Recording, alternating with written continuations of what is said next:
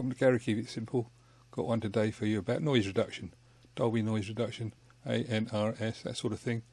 It's all much the same, and I'm just going to show you how it works. Not in actuality, but in effect.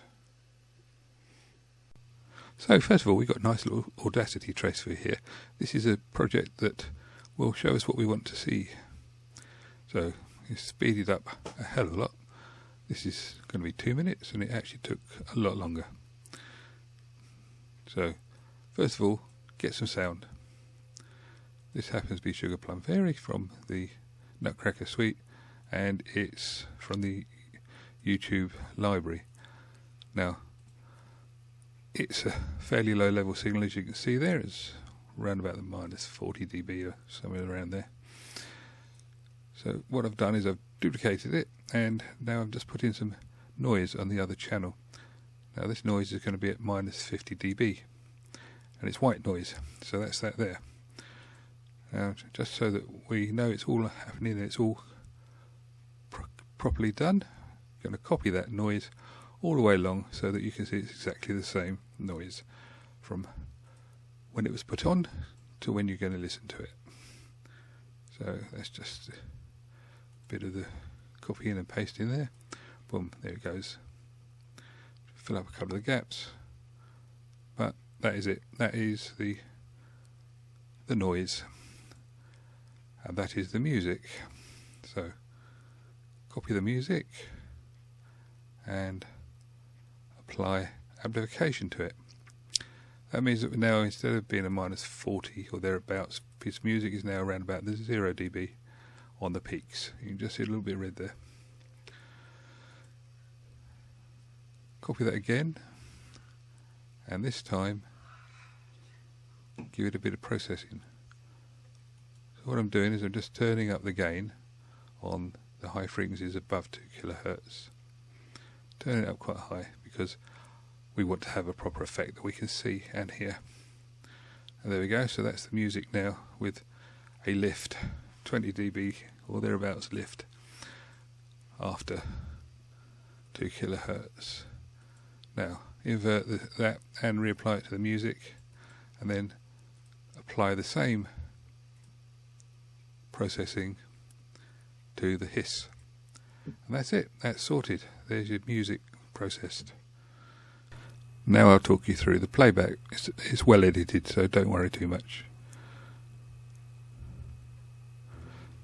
So this is just the music on its own.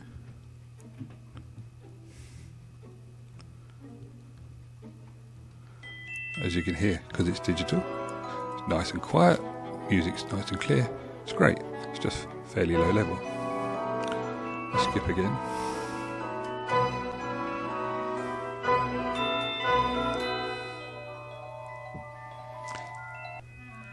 And there's the tail end of the bit of music, just so you can hear that it actually sounds quite nice on the end.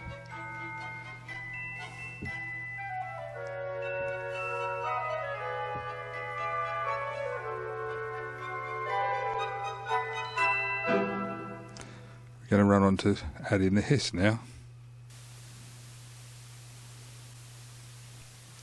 You saw me adding the hiss on the original trace, so therefore you know that this is sort of what it sounds like. It's minus 50 dB, which is a little bit high for a tape, but there are some that are around that level. Now we're going to run on to the music so you can hear what the music and the hiss sound like together, and then you can really get the cassette tape experience.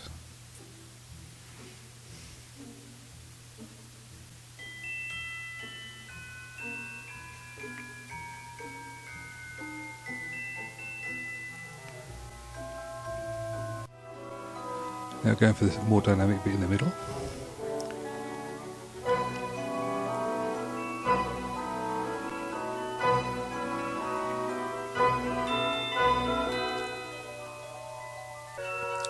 And now the nice bit at the end. And then we're going to run on to the amplified music, which is the equivalent of recording hot. And this is why you would.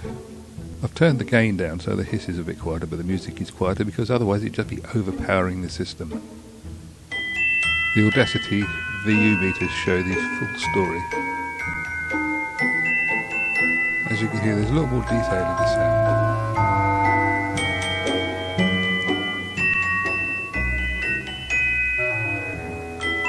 It's amazing how much was lost in the hiss.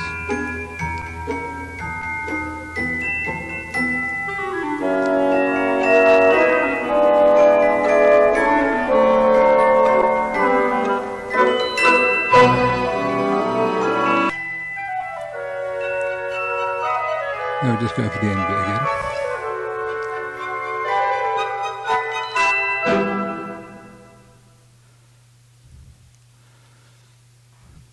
Now this is with the added boost to the high frequencies, but only to the music.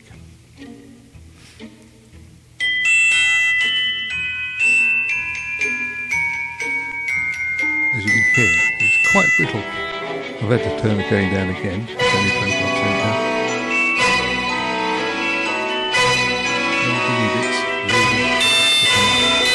And then you can see there's a lot of red. And then the end bit.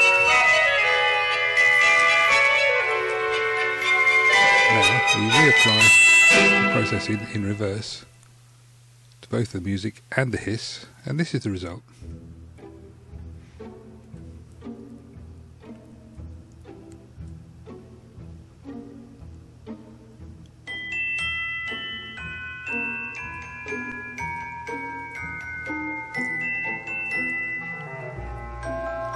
If you look at the line where the hiss was, you can see it's very much thinner. Over the dynamic bit in the middle.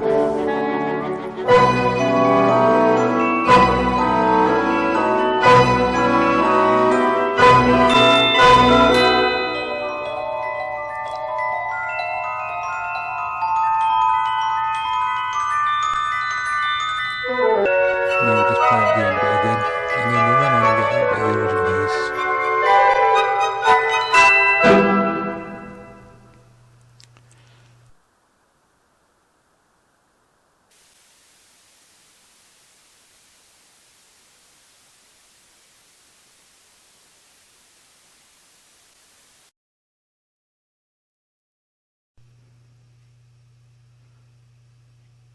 Now I wanted to show you what the actual hiss looked like.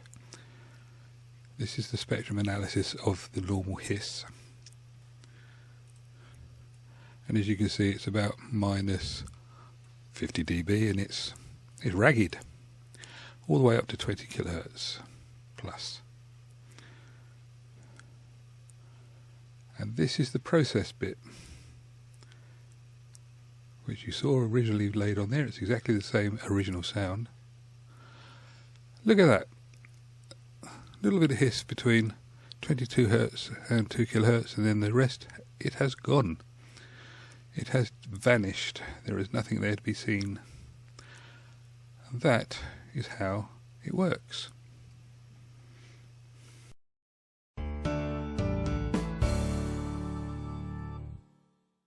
In actuality, they'd have circuits to monitor the levels and alter them accordingly, and that's what Dolby does, B and C, and with the ANRS something similar.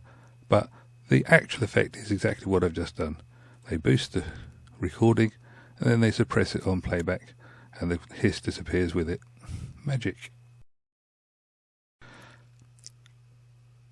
As always, if you'd like to subscribe, it's free of charge, or share or comment, please do so, and I'll catch you another time. Cheers.